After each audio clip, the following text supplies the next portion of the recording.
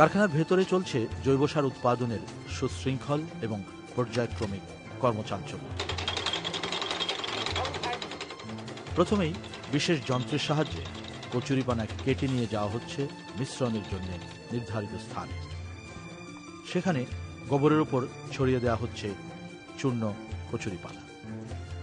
এরপর ধীরে ধীরে দেওয়া হচ্ছে পোলট্রি বিষ্ঠা, হাড়ের গুঁড়া, খৈল, কাঠের গুঁড়া এবং অন্যান্য উপাদান। জৈব সারের কার্যকারিতা বাড়ানোর জন্য এখানে ব্যবহার করা হচ্ছে বিশেষ ধরনের অ্যাক্টিভেটর, যা মোলাসিস ফার্মেন্টেশনের মাধ্যমে নিজেরাই উৎপাদন করছে চাহিদা মতো। এগুলোতে থাকে ব্যাকটেরিয়া সহ বিশেষ ধরনের অণুজীব, যা মাটির অণুজৈবিক সক্ষমতা বাড়ানোর জন্য সত্যি কার্যকর। মেশানো উপাদানগুলো বিশেষ বাঁশ নির্মিত খাঁচায় তোলা হয়। ডিকম্পোস্টিং এর জন্য সেখানে রাখা হয় ৪৫ দিন পর্যন্ত। অণুজীবগুলোকে বাঁচিয়ে রাখতে অক্সিজেন সরবরাহের জন্য বিশেষ পাইপের ব্যবস্থা আছে এখানে। এই সময়ের মধ্যেই ডিকম্পোস্ট প্রক্রিয়া সম্পন্ন হয়ে যায়। পুরো মিশ্রণের রং কালো হয়ে যায় এবং প্রচুর হিউমাস সৃষ্টি হয়, যা জমির উর্বরা শক্তি বৃদ্ধিতে অত্যন্ত কার্যকর। এরপর কয়েক ধাপে সেগুলোকে ভালোভাবে শুকিয়ে চূর্ণ করে বস্তায় ভরে বাজারজাতকরণের উপযোগী করা হয়। রাজশাহী বিশ্ববিদ্যালয় থেকে MBA করা পরিবারের আরেক ছেলে স্বয়ং দেখছেন বাজারজাতকরণের খুঁটিনাটি। মূল যেটা প্রবলেম সেটা হচ্ছে যে আমাদের কাছে কিছু সাবস্টিটিউট আছে ফার্মারদের কাছে। তাদের কাছে যেমন গোবর আছে, বাট গোবরের যেটা তারা ইউজ করে সেটা কিন্তু প্রপার না। এখন গোবরের প্রপার ইউজ না হলেও যে ফার্টিলিটি স্ট্যাটাস যেটা আছে সেটা কিন্তু থেকেই যাচ্ছে। সেটা কিন্তু আমাদের নষ্ট হচ্ছে যেহেতু, তো আমাদের যেটা রেসপন্সিবিলিটি সেটা হলো সেটাকে ডেভেলপ করা। জৈব সার কৃষকরা এফোর্ড করতে পারে? আমাদের এখানে যে কস্টিংটা হচ্ছে সেটা যতটুকু হচ্ছে আমাদের জন্য তুলনামূলকভাবে বেশি, এবং মার্কেটিং খরচটা এর মধ্যে এত বেশি, কারণ যদি কোনো শিল্পর সম্বন্ধে ধারণা না থাকে সেখানে আপনি কোনো পণ্য কোনো নাম দিয়ে নিয়ে যেতে পারবেন না।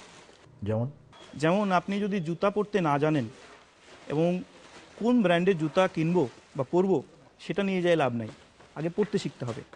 ঠিক তেমনিভাবে বাংলাদেশে জৈব সার সম্বন্ধে ধারণা খুব কম। সেক্ষেত্রে উদ্বুদ্ধ করছেন কীভাবে? সবসময় চেষ্টা করি যে কৃষকের যে আন্তরিক তার যে অনুভূতিগুলো আছে, সে যে একটা মাটি থেকে যে সম্পদগুলো নেয়, সেই সম্পদগুলো নেওয়ার যে অনুভূতিটা সেটাকে মানবিকভাবে জাগ্রত করার চেষ্টা করি।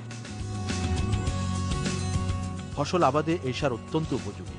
স্বাভাবিকভাবেই অন্নপূর্ণা জৈব সার প্রস্তুতকারীদের দাবি।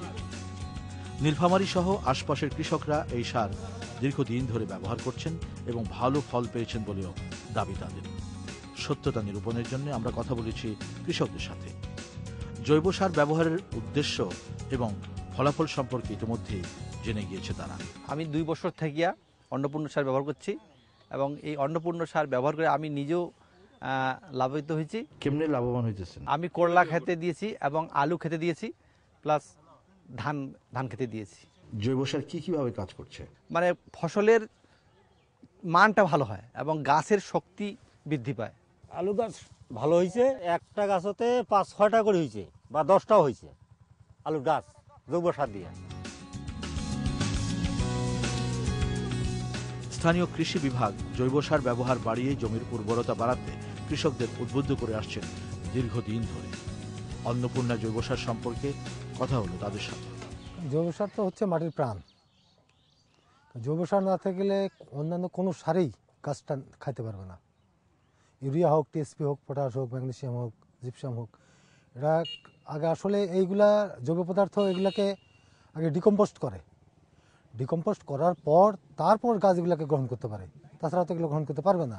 জৈব সার কিভাবে কাজ করছে? পানি যে ধারণ ক্ষমতা সেটা বাড়াচ্ছে, তার উপরন্ত পোকামাকড়, রাসায়নিক সারে যে সমস্ত ফসল উৎপাদন হচ্ছে সেগুলোতে পোকামাকড় রোগ বালাইয়ের আক্রমণ বেশি, এবং জৈব সার যেগুলোতে আছে সেগুলোতে যেমন খাদ্যের গুণমান এটা বৃদ্ধি পাচ্ছে এবং যেটা টেস্টি সেটা অনেক বেশি।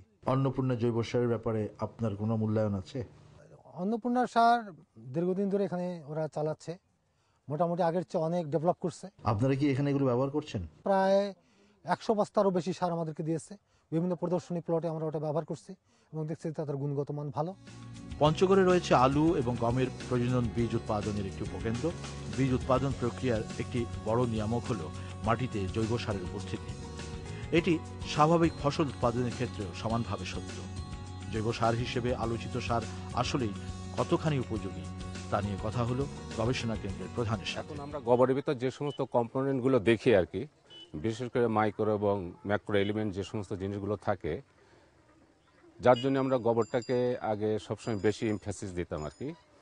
তবে ইদানিং দেখা যাচ্ছে এনাদের মানে বিশেষ করে অন্নপূর্ণা জৈব সারের তাদের ল্যাবরেটরি অ্যানালিটিক্যাল যে অ্যানালাইসিস আর কি দেখছি আর কি, এবং সেখান থেকে যে রিকমেন্ডগুলো পাওয়া গেছে তাতে দেখা যাচ্ছে তাদের ম্যাক্রো এলিমেন্টের পাশাপাশি আর কি, অর্থাৎ মুখ্য এবং গৌণ উপাদান গাছের জন্য যেগুলো দরকার আমার মনে হচ্ছে সেগুলো বিদ্যমান আর কি। কারণ গাছের ফিজিওলজিক্যাল তার ভিজুয়ালি মানে চেহারা দেখলেই অন্তত আমি একজন অ্যাগ্রোনমিস্ট হিসেবে বলতে পারি যে না, এটা হয়তো ভালোই কাজ দিচ্ছে আর কি। অন্যান্য যে ফসল আছে সেগুলোর জন্য এই জৈব সার কতখানি উপযোগী? এটা প্রতিটা ফসলের ক্ষেত্রেই অ্যাপ্লিকেবল। যে কোনো আপনি শাকসবজি যে কোনো ভেজিটেবলস ক্রপসের জন্য এগুলো আরো বেশি কার্যকর আর কি। কৃষকের জন্য আপনাদের সাজেশন কি? মাটি ঠিক রাখতে হলে, ফসল উৎপাদন করতে হলে, ফসল ভালো পেতে হলে অবশ্যই মাটির গুণাগুণকে রক্ষা করতে হবে। সেখানে জৈব সারের কোনো বিকল্প নাই। কৃষকদের প্রয়োজন এবং মাটির গুণাগুণ বৃদ্ধিকেই মূল মন্ত্র হিসেবে প্রতিষ্ঠিত করার এই প্রচেষ্টা রামনিবাস আগরওয়ালকে এনে দিয়েছে তার পরিতৃপ্তির জায়গাটি। জানা গেল এই সারের নাম যথাযথ রাখতে নিয়মিত পরীক্ষণের জন্য পাঠানো হয় ঢাকা, রাজশাহী সহ মাটি গবেষণা কেন্দ্রগুলোতে। সেখানকার বিজ্ঞানীদের কথা মতো উপাদানগত মাত্রা ঠিক রেখে এটি বাজারজাত করা হয়। মাটিকে সত্যিকারের মা হিসেবে প্রাণ ফিরিয়ে দেওয়ার এই প্রচেষ্টাকে রামনিবাস এগিয়ে নিতে চান বহুদূর। আমাকে যখন আগে সকলে বলছে যে তুমি ব্যবসায়িকভাবে এটা কেন করতে যাচ্ছ, কিন্তু পরবর্তীতে আমি দেখলাম যে এখান থেকে ব্যবসায়িক থেকে আমার একটা লাভও হবে, প্লাস কি হবে কি আমি জমিতে আমার সাধ্য মতো আমি 1 মণ উৎপাদন বাড়াইতে পারলেও আমি মনে করব যে এই মাটির সন্তান হিসাবে, আমার এ দেশের সন্তান হিসাবে আমার একটা কর্তব্য আমি করতেছি। ইন্ডিয়াতে যেরকম সাবসিডি দেওয়া হয় এই সমস্ত ইউনিটকে, সেই সাবসিডি যদি এখানে চালু করা যায় তাহলে আমরা আরও কম দামে কৃষককে এই মালটা পৌঁছে দিতে পারবো। সাবসিডি কিভাবে দেওয়া সম্ভব? এখানে যদি 25% প্রোডাকশনের উপরে সাবসিডি আমাদেরকে দেয় তাহলে আমরা 25% রেট কমাই দিব। প্লাস এখানে কি হচ্ছে কি আমরা যে ফাইন্যান্সটা ব্যাংক থেকে নিচ্ছি তার ইন্টারেস্ট এখন হাই ইন্টারেস্ট, 14% ইন্টারেস্ট, কিন্তু এই ইন্টারেস্টটাকে কৃষিভিত্তিক শিল্পের জন্য যদি 8% করা যায় তাহলে আমাদের ইনভেস্টমেন্টটার উপরে আমাদের ইন্টারেস্ট কম লাগবে, তখন এইটার কস্টিং অটোমেটিক কমে যাবে। এবং আমাদের পাবলিসিটির যে খরচটা আছে, আজকে যদি এক্সটেনশন ডিপার্টমেন্ট পুরো মতন পাবলিসিটি করে তাহলে আমাদের পাবলিসিটিটা কমে আসবে, ফলে আমাদের মানে কস্টিংটাও কমে আসবে।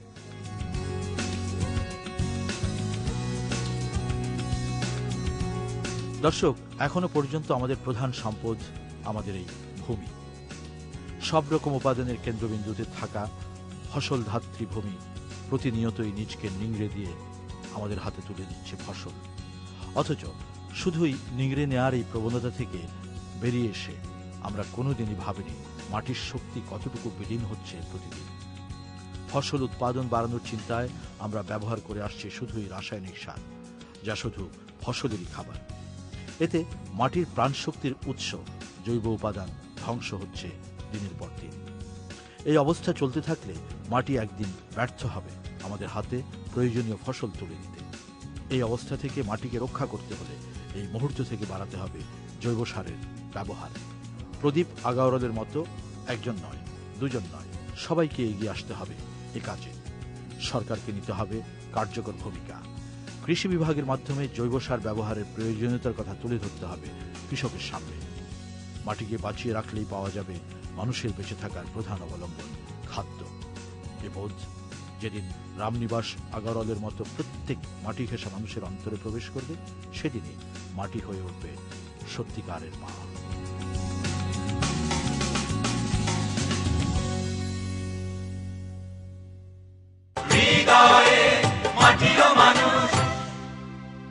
কৃষি সমস্যা, তথ্য উন্নয়ন সম্পর্কিত কোনো কিছু জানবার থাকলে আমাদেরকে লিখতে পারেন। পরিচালক হৃদয় মাতৃ মানুষ, GPO box number 2433 Dhaka 1000 Bangladesh. কথা হবে আগামী